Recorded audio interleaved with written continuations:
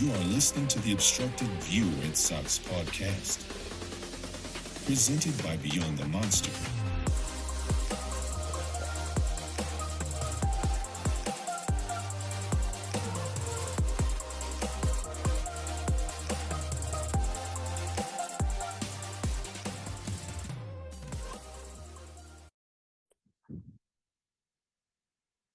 Welcome back. It's a new episode of the Obstructed View Red Sox podcast. Tonight we're going to talk a little hot stove. It's starting to slowly simmer before the full heat up that'll be coming up, hopefully in the coming, we want coming days, but it'll more likely be the coming weeks. Before we get started and talk about some news, we'll go around the horn. We have Matt with us here tonight. What's going on? Not too much. Thanks, Chris, for having me. Exciting to see some guys starting to sign. We had Nola over the weekend. We had Lance Lynn today, Ronaldo Lopez. So, as you said, starting to heat up. Hopefully, from a Boston perspective, we start seeing some action as well. Whether it's pitching or even a good bat would be nice. And we'll kick it over to Jamie, who's also with us here tonight. Yeah, I'm just happy the checkbooks are opening a little bit. You know, we're getting a little chaos going. You know, it's good to see.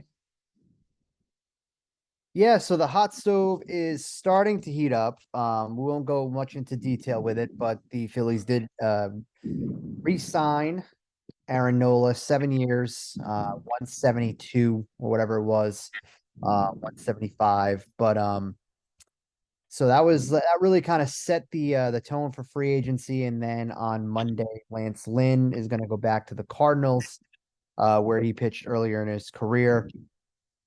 So really just kind of in that respect, more of I would say kind of like the bottom tier of the starting pitching market that went out to on Monday, but Nola kind of set the ball rolling. And then obviously Yamamoto officially was posted to Major League Baseball on Monday. Teams can start to bid on him Tuesday morning at 8:00. And then based off of a report out of New York, it looks like that he's going to wait until the first week of December before he is going to start talking to teams. So with that being said, rumored that the Red Sox are going to be one of the teams, and are rumored to be one of the teams is going to be hot after Yamamoto. The Yankees, the Mets. I would also probably say the Dodgers are going to be in that market. I wouldn't be shocked if the Braves were involved a little bit. I mean, if the Braves were going to go 7 years, or we'll say this roughly around the money that the Phillies gave to Nola, I'd have to imagine the Braves are going to be involved in that mix as well. Yeah, I mean, I feel like that market is going to be fun to see develop.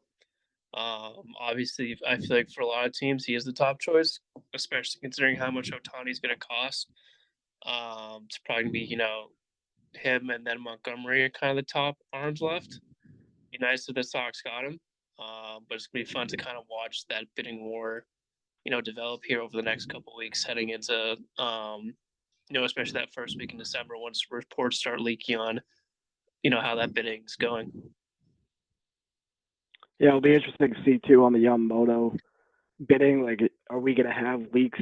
Yeah, such as whether he's visiting or team. He's narrowed down the teams. I know I was reading the other day with Tanaka years ago with the Yankees.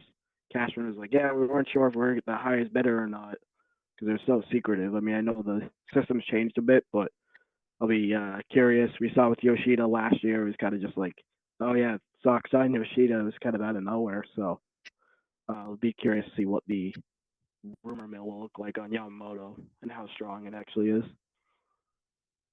Yeah, I mean, I think if you start hearing more teams come out, then maybe it's only like a small amount that is interested, and that it's the agent side trying to say like, hey, Team X is involved. But I would have to imagine it's going to be a pretty robust,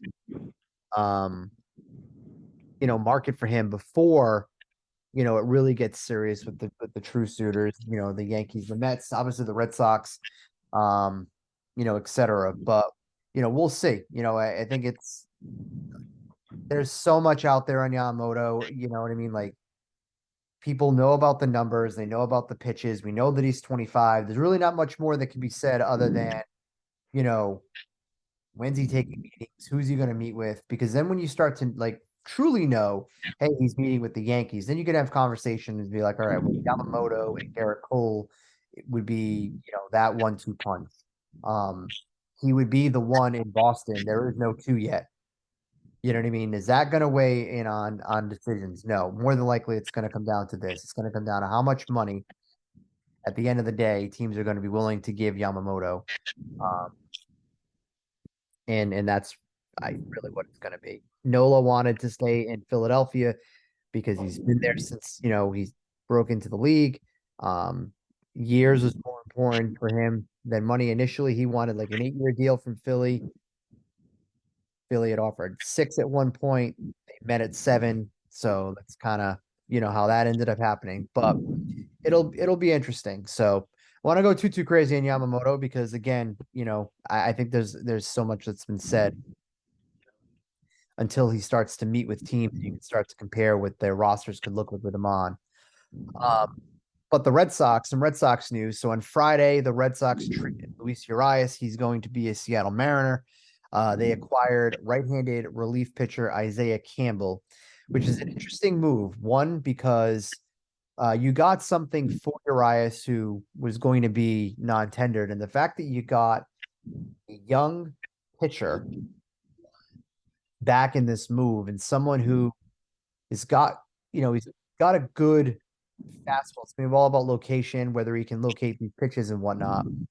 But the Red Sox did pretty well in this deal. And, I would say this type of move is something that people have been wanting this front office to do the last handful of seasons when you had players who were going to be potential non-tenders or guys that you weren't going to keep on your 40 for the Rule 5 draft and try to turn them into some sort of asset. You turned to Luis Urías, who hit 2 big grand slams here, and that's it.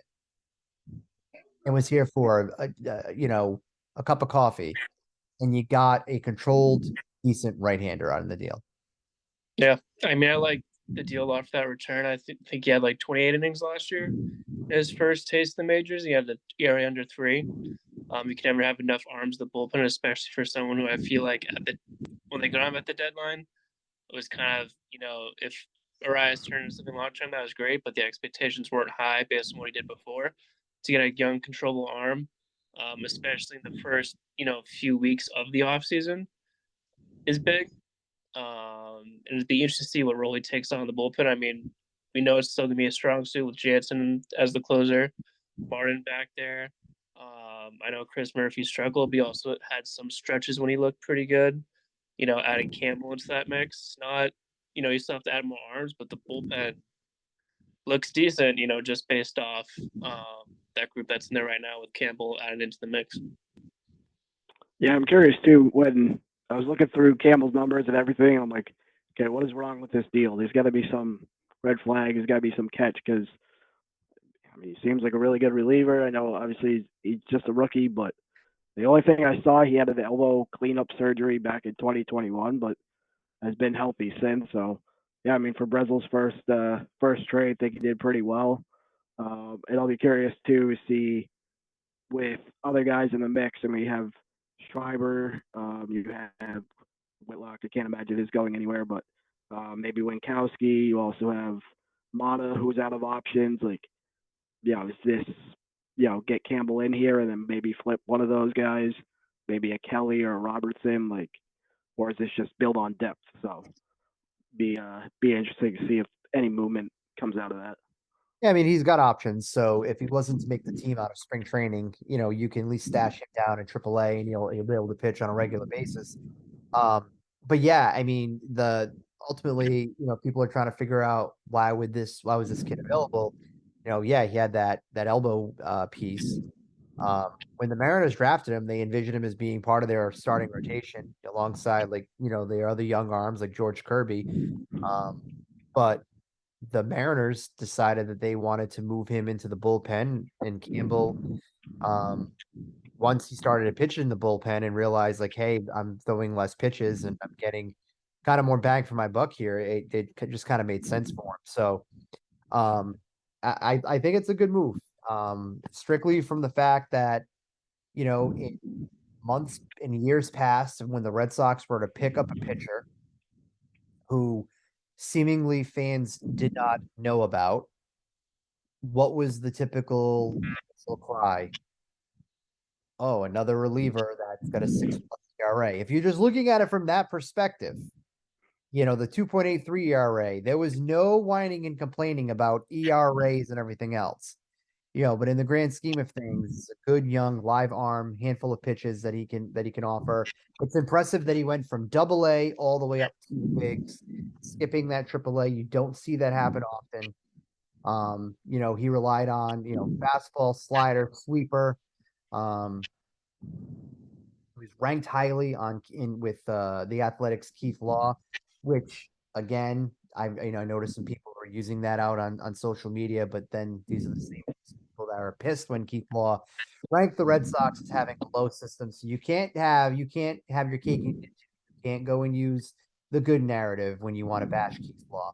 But I think one of the biggest pieces here, though, is that he has a fastball that can go from 95 to 97 and has reached 99.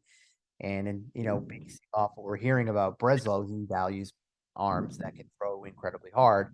And that seems to be the trend here. So, last piece, though, really quick, though, with Urías, I don't want to sell him short because he was hurt. He was, battling back from that injury this year. So, the Mariners are definitely betting on the upside. They're definitely the big bet for them is that last year was last year and he's healthy, because if he's healthy and can refine that bat, they just got a 20 home run hitter more than likely.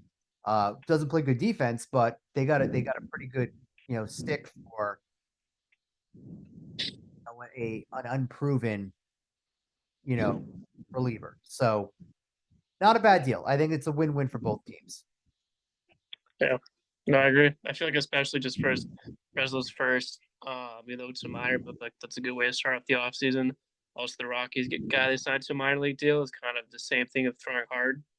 I know he topped off at 96 in the fall instructional. I'm forgetting his last name. It's like Olivares, I think.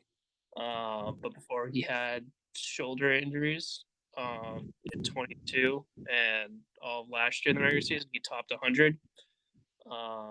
So, having guys like Campbell that throws hard and like, the Rockies' former top prospect that can throw upper 90s, 100 a couple years ago. It seems like Breslow loves those power arms, and stocking up on those is never a bad thing. The Red Sox also on Friday night made a couple of decisions. So they not really set the phrase that. They added 2 minor league prospects. So Wilkerman Gonzalez as well as Luis Urías was added to the 40-man roster. So they'll be protected from the Rule 5 draft. It's going to happen in December. They did not protect Shane Drohan. We'll get into that in a second. And they non-tendered Wyatt Mills. Not surprised by the Wyatt Mills, non-tender. I know that he has streak around the arm, but I think last year Breslow probably looked at the Red Sox and was saying, too many arms on the IL. I can kind of move on. And Wyatt Mills will catch on somewhere else, or maybe he comes back on a future minor league deal. I don't know, but I like that was the right move. No sense continuing to hold up a 40-man spot on really a guy that was DFA last year. That then they traded a prospect who had in Jacob Wallace, a great AFL by the way. But Mills is gone. Drohan was a little bit of a surprise by not being added to the 40-man roster, and got to see him obviously in Worcester.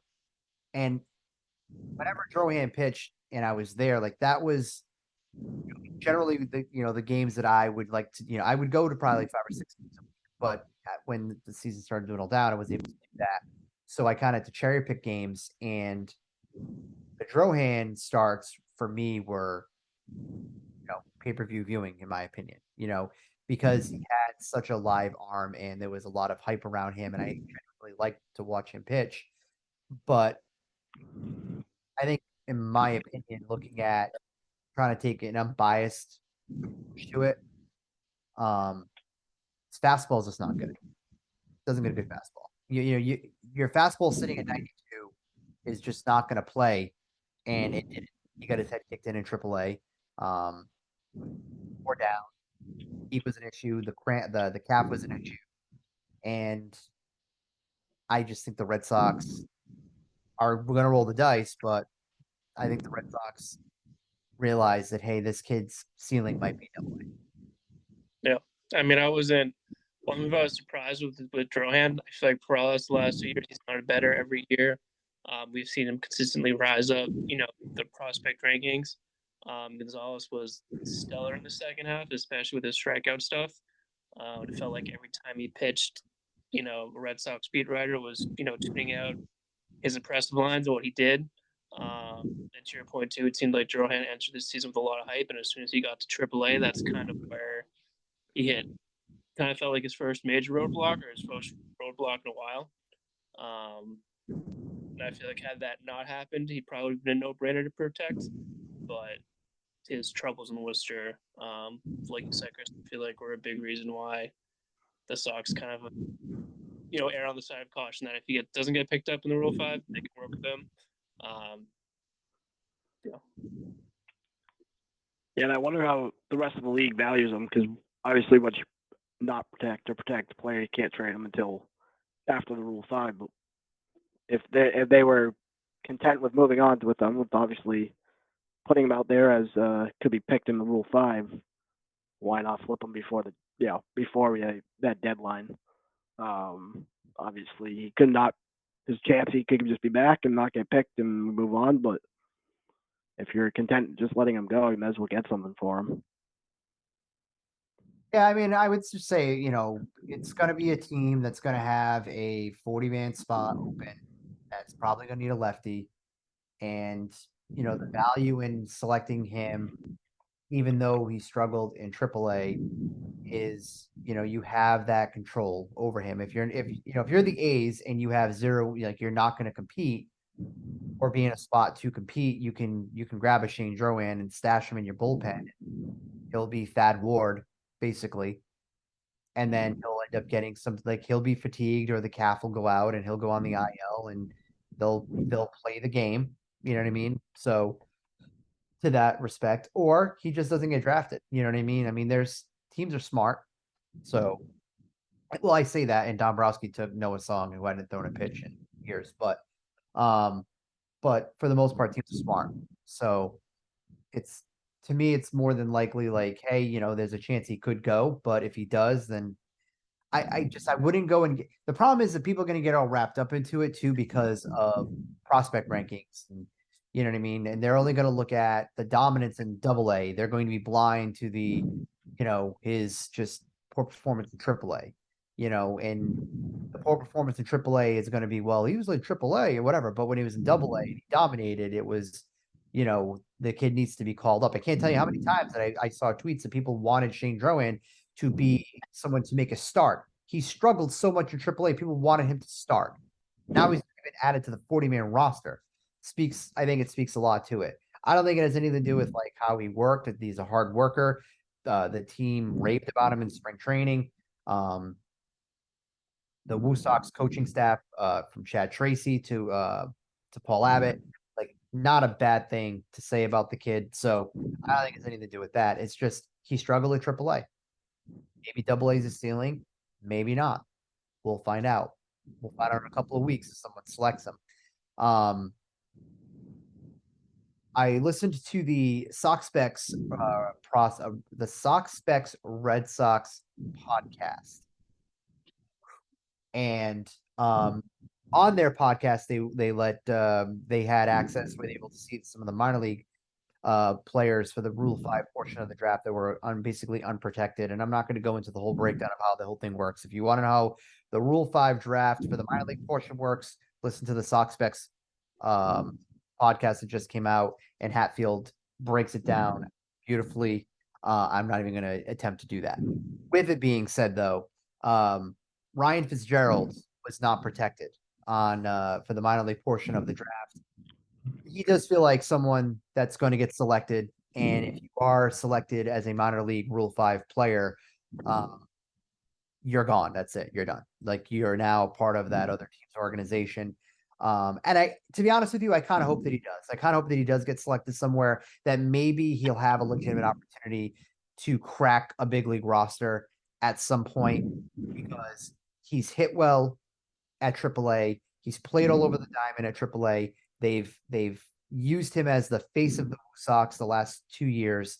He's done more than enough to get an opportunity. But again, I understand the opportunity versus talent, but he's done more than enough to get an opportunity, and he hasn't got it with the Red Sox. So if he is drafted, and I think he will be, I hope that he goes to a spot where he might have an easier and a faster track to get fixed. Yeah. I hope that was for him too. I feel like he's kind of, especially in spring training, he's been like the spring training star the last 2 years. He's always ends up in the teens and home runs. It just hasn't materialized in Boston, an opportunity. It'd be good to see him go somewhere else to kind of get that chance. Maybe the Pirates, they need some help in the infield. Maybe the Pirates pick him up. You don't know. I'm just throwing it out there. But it would be great to see him kind of flourish and get a shot somewhere else, especially with, I feel like in Boston, you have Valdez. Story's back healthy. They have, a lot of infield options that just makes it harder for him to get, a chance.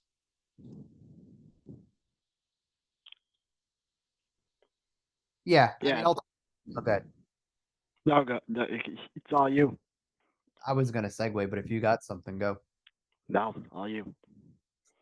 Ultimately, at the end of the day, if he, if he gets selected by a team, hopefully it's a team that he can get more playing time with, because I think he's done a lot that was asked of him within the Red Sox system, and he just hasn't cracked,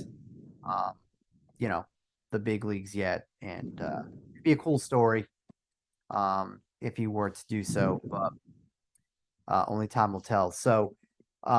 Those are the couple of Red Sox notes that we had. Yamamoto's posted. There was the trade. Wyatt Mills was non-tendered. Anything else that we want to do in a last little quick around the horn? I feel like we've kind of, like we talked about before we go on, we've kind of seen not like the bargains, with the exception of Noah, but I feel like kind of like the Lance Lynn. We've seen the Braves trade a lot of kind of former top prospects. We saw the trade, like the Braves Soroka, for like 6 guys that probably were going to get non-tendered. It's good to see a little CMA picked up and see some of these minor moves, getting started. And it's, I feel like we could see a lot of next week with non-tenders, or kind of as teams kind of continue to reshape their rosters. But it feels good to be, even though it's not the craziest part, it feels like we're kind of in like, if we're on a cooking stove, we're at like the 5 temperature. Like Chris said, we're like at the simmering. So I can't just wait for the next couple weeks with the Rule 5 draft winter meetings come up, to see things really pick up. Yeah, I think it'll be interesting. It's always interesting with the cat. It's like a cat and mouse game. It's like who's gonna blink first. Curious, like, to some of the teams that obviously not everyone's gonna be in on Ohtani and all those other big free agents, Yamamoto. Like, do they take advantage where other teams are like, no, we're gonna hold our money, hold steady, because there's a chance these guys could sign, and they end up getting all these bargain deals, and then someone's going to be left out and turn around, and that's going to be available. I'm really interested to see how the Glasnow market develops. I feel like he's a guy that obviously can help a contending team. I'm just interested to see. Ooh, Chris. Okay, give me a bold take.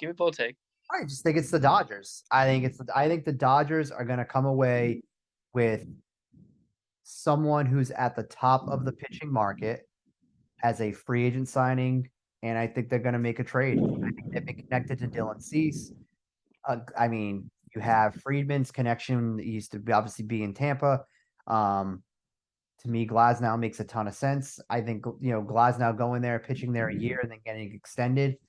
I think if people have visions of Glasnow pitching anywhere in the AL East, the Rays, I think, would trade them to one of the 4 other teams, but you're going to pay through the nose. It would almost be better to go and overpay for a free agent than it would be to pay the price that Tampa's going to ask for to trade, a guy like Glasnow within the division. So anytime that I see, one of those Red Sox articles of, should the Red Sox go get Glasnow? Yes, of course they should. But is that going to happen realistically? No, it's not going to happen. I don't see them paying the price who knows? I could be wrong. And tomorrow we'll get breaking news. Roman head to Tampa for Glasnow, but I highly doubt it. If you guys could, this is for both, if you guys could predict it, what do you think, ultimately in terms of prospects that could kind of look like, when it's all said and done in terms of what the Rays get back? Got to be a top 3 prospect for sure in any system to start. I mean, the Rays are going to want. They're certainly not going to be able to dump money onto them, so they're going to want cheap, affordable, controllable, probably an arm, at least an arm or 2. I guess if it was just for the sake of the Red Sox, I mean, yeah, you probably would start with like Anthony or Meyer, and then maybe throw in Houck and Crawford. I don't even know if that would get it done. You probably need a lot more, but it'd be a start. I would trade Rafaela. Yeah. Before, would you trade Rafaela with Anthony or one or the other? There's not a chance on this planet that I would give up Roman Anthony and Rafaela for a guy that has the arm history that he has and isn't a walk-in. That's my biggest concern with Glasnow. I mean, is just the Reds, just from a Boston standpoint, obviously durability's been an issue with all their starters. They desperately need someone who can take the ball every 5th day. And he's just, I mean, Glasnow, last time he's played more than 20 games was this year. He doesn't stay healthy. And we've seen it too with Tampa Bay and their pitchers. They just wear them down until they break down, and that's the end, and they'll move on to the next stud that they find. But they don't exactly manage their arms very well. The Braves gave up 5 players to get Aaron Bummer. Yes, the other of 5 last year? Wasn't it 5 point something? 6.79 last year, which the year before it was good. But granted, there is some control with him. He still has, he's signed through 2026. You can put him in he's going to be part of a very, very good bullpen. But, Soroka's a guy, again, this is another one that's in a walk year that has a ton of promise, but injuries have been an issue. I was very surprised to see that they gave up on Jared Schuster in the deal. I know they have, a handful of really good young arms, but I feel like they just kind of gave up on Schuster in this deal.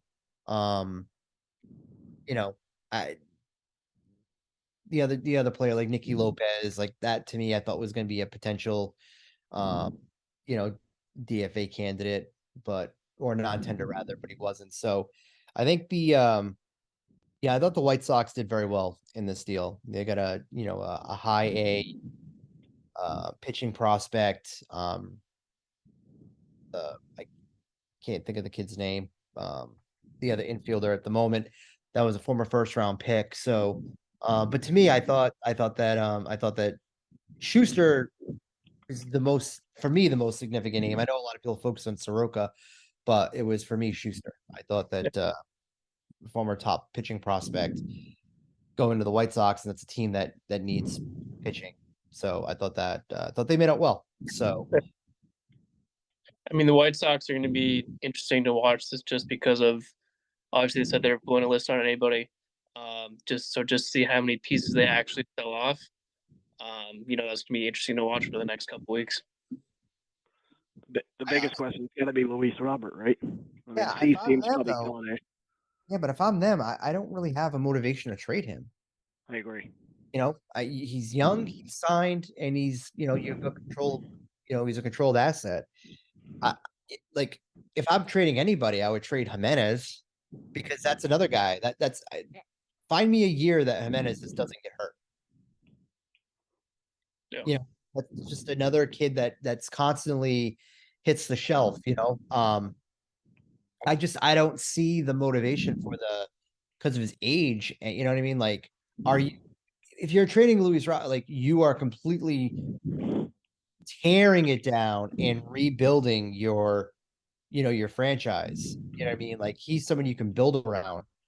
You got a few controllable assets back. I mean, they're not cornerstones, but you got some controllable guys back. I would try to trade Andrew Benintendi if I were them, and maybe get out from underneath some of that contract, which I doubt. He's got like $1 million left on it. You have to eat a ton of that money. So I think the White Sox are going to be interesting, because I think they're going to have to be absolutely blown out of the water to trade Roberts. And I think if you're the Red Sox, if I'm Chicago, I'm asking for both Meyer and I'm asking for Anthony. If I'm the White Sox, I'm not giving up. I'm digging my heels in, because I don't need to trade him. And if I'm going to trade him, you're going to pay, because he's young, portable, and controlled. Yeah. That's why I don't put I don't put much into the Robert rumors that are all fan generated right now. You know what I mean? There has been one legitimate source that's been like, oh, watch out for Robert to Boston. That's never been, it's wishful thinking. You know what I mean? But I'm gonna stick to living on the planet for now. Until someone, until like if John Heyman, one night decides at like 11:30, Red Sox are expressing interest in Luis Robert, then I'll be like, okay, at least I know people are with Heyman, but like, to me, that's someone who could cast, like, okay, there's some legs to this. But But I feel like that too. It's like, if they do that trade, they are completely restarting. So might as well sell the team. moving to Vegas. Everyone's going to Vegas. Put two teams up. Vegas and Nashville. I'd love a team in Nashville. That's different, Puck. If they could put a team in Nashville, I would love that. I think they do better than Vegas. I think they'll do better than Vegas. I think Vegas initially, I mean, we've seen it with the Golden Knights, will have a spark, but I mean, they'll be better than Oakland. But I think with that, just like, if you're a player, like, height of summer going to Vegas, those games are going to be brutal if it's like an open. Like, they have to do a dome stadium, because midsummer, that would be brutal. Well, gentlemen, that is the just a quick little Red Sox notes episode with a little bit of other stuff sprinkled in. We'll be back with some other episodes of the Obstructed Red Sox podcast as this off season rather. Sorry, it's late. Continues to roll on. Make sure you head on over to beyondthemonster.substack.com and hit that subscribe button. You'll get all of the latest content that drops daily. Just need your email address. Also, head on over to Apple Podcasts or Spotify. Type in Beyond the Monster. Hit that follow button, and every time a new podcast drops, you'll get notified. Check out the Roman Anthony. Speaking of Roman Anthony's, check out our podcast with Roman Anthony. He doesn't do many of those podcasts, so we were able to lock him down. As Anzanatello is there. Gary Sheffield Jr.'s podcast, we had one with him, amongst other players, Joe Jakes. And then once Thanksgiving passes, the To the Show We Go it's not the Red Sox podcast. Wow. Andrew would be very upset with me saying that. The To the Show We Go baseball podcast, rather. It is we have a loaded lineup coming out of Turkey Day. It is a loaded podcast lineup. So, gentlemen, till next time.